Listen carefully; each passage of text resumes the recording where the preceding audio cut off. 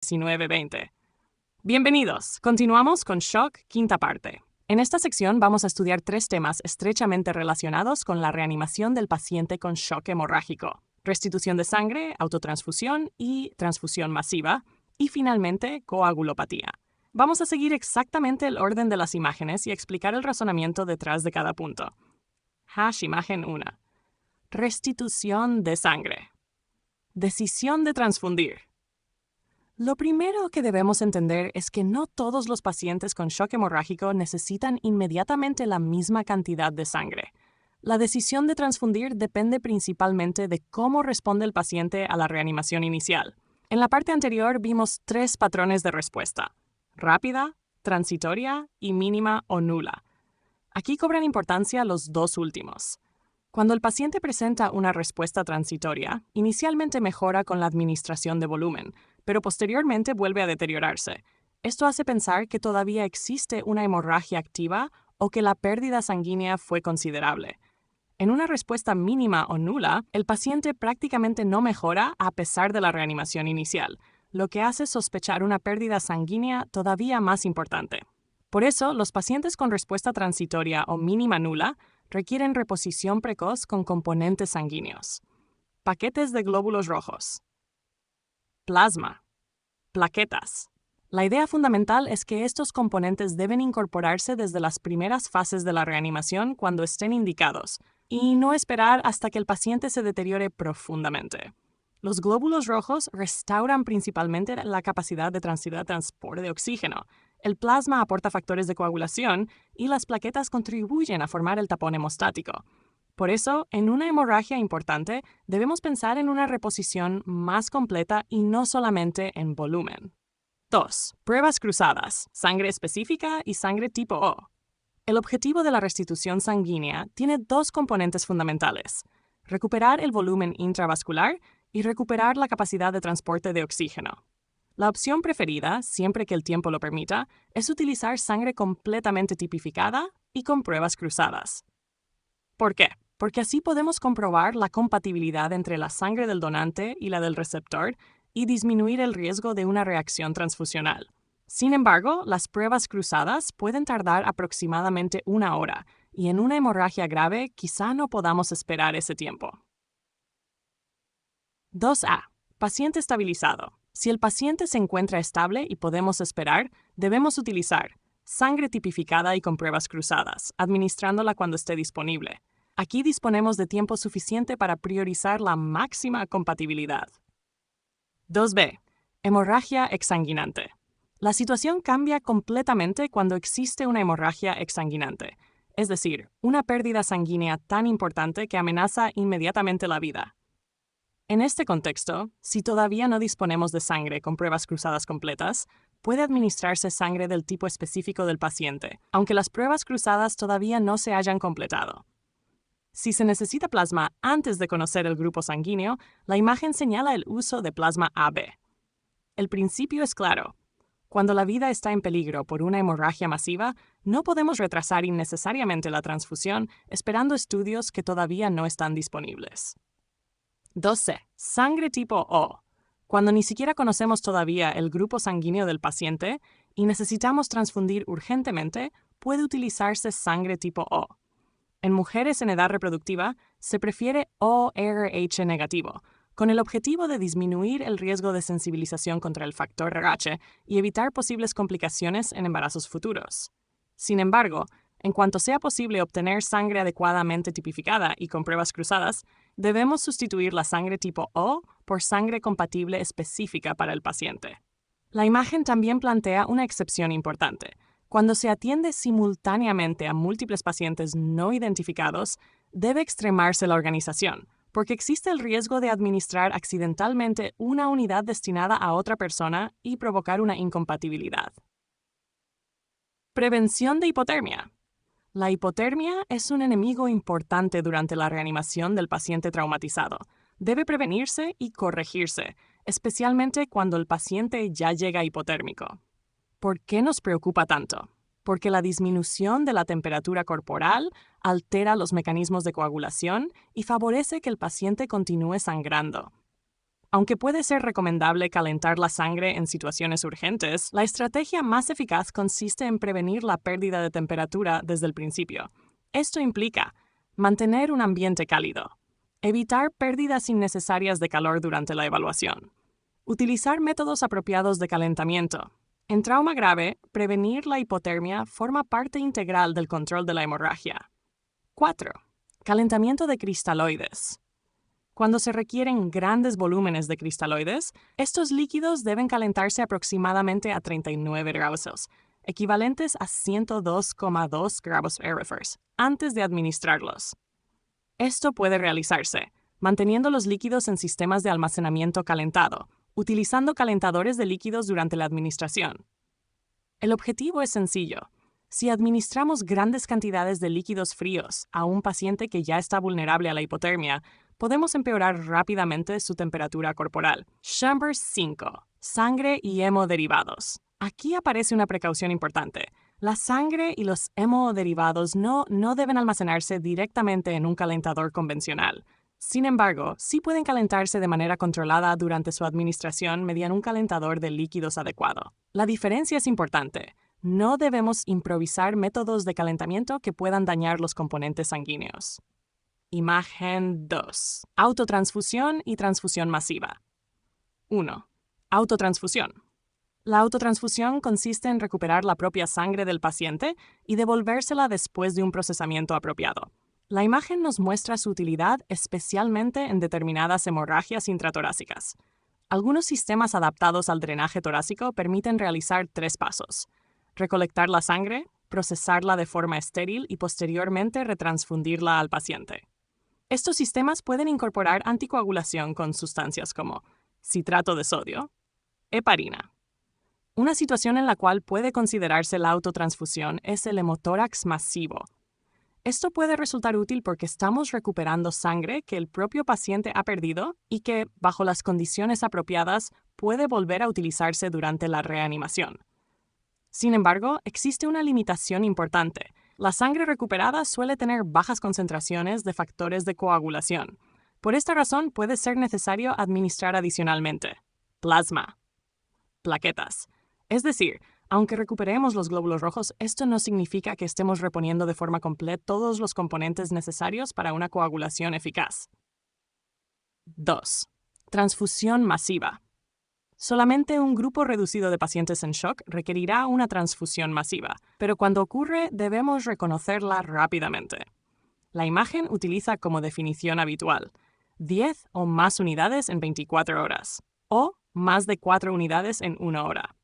Estas cifras reflejan una situación de hemorragia extremadamente importante en la que el paciente consume grandes cantidades de productos sanguíneos en poco tiempo. En este contexto, administrar únicamente glóbulos rojos sería insuficiente, porque también estamos perdiendo y diluyendo otros componentes fundamentales de la sangre. HER3. Reanimación balanceada. Aquí aparece uno de los conceptos centrales de esta quinta parte. La reanimación balanceada consiste en administrar de forma temprana y equilibrada paquetes de glóbulos rojos, plasma, plaquetas. ¿Por qué queremos una administración equilibrada? Porque la hemorragia no significa solamente pérdida de glóbulos rojos. El paciente también pierde plaquetas, factores de coagulación y otros elementos necesarios para mantener una hemostasia efectiva. Además, una estrategia balanceada puede reducir la necesidad de administrar grandes cantidades de cristaloides. La imagen también utiliza otros términos relacionados: reanimación balanceada, reanimación hemostática, control de daños.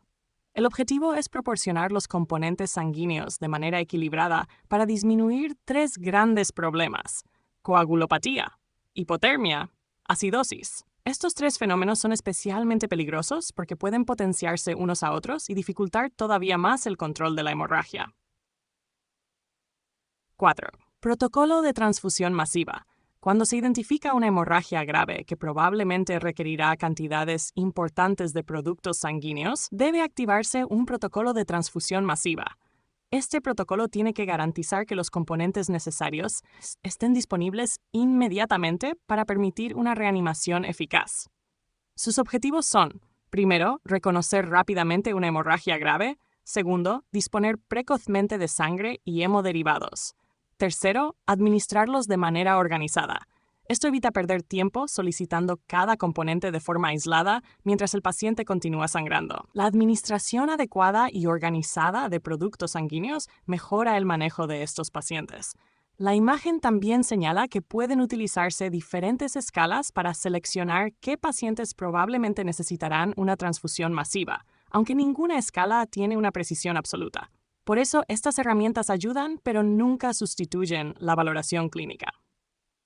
Imagen 3. Coagulopatía. 1. Introducción y concepto inicial.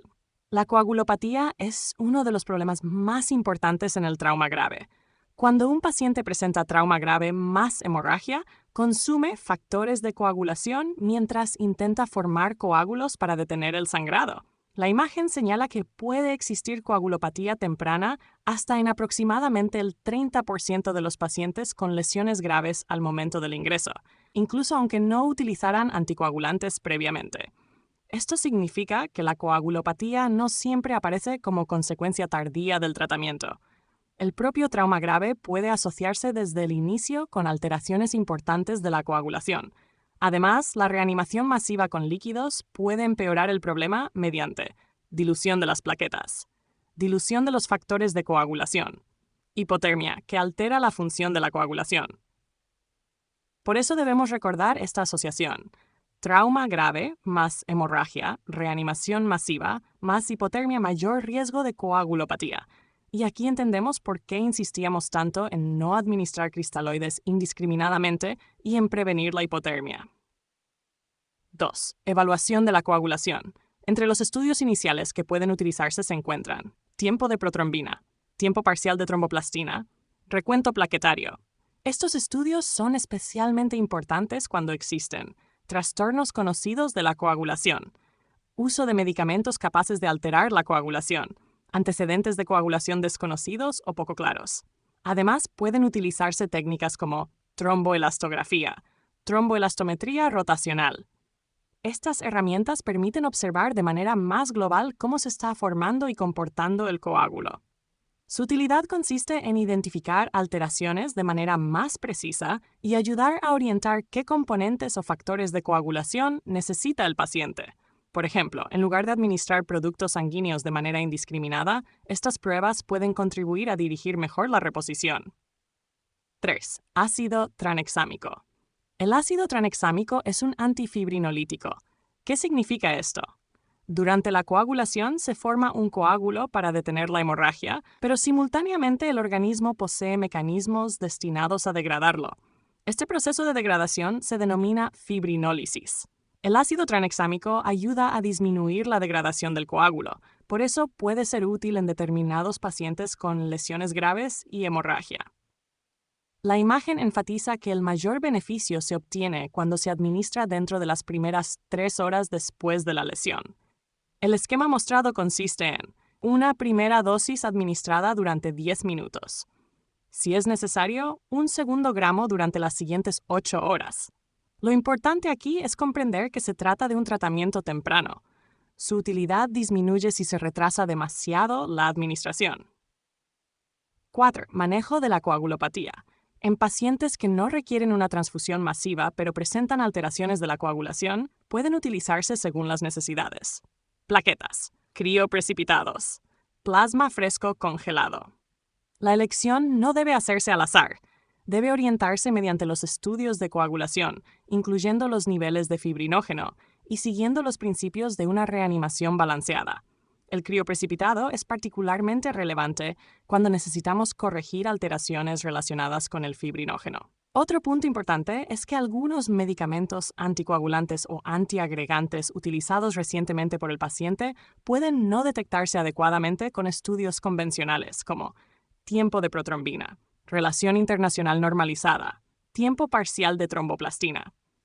Por eso, una prueba aparentemente normal no siempre excluye el efecto de determinados medicamentos sobre la coagulación. Además, la imagen recuerda que algunos anticoagulantes orales mencionados pueden no disponer de agentes específicos de reversión. La historia clínica continúa siendo fundamental. Debemos preguntar qué medicamentos utiliza el paciente siempre que las circunstancias lo permitan. Traumatismo cráneoencefálico grave. El traumatismo cráneoencefálico grave aumenta la predisposición a presentar alteraciones de la coagulación. Y esto es especialmente preocupante porque cualquier aumento del sangrado intracraneal puede empeorar el daño neurológico. Por ello, estos pacientes necesitan monitorización estrecha, detección temprana y tratamiento dirigido según las alteraciones encontradas. Cuando esté indicado, pueden requerirse plasma, factores de coagulación, plaquetas.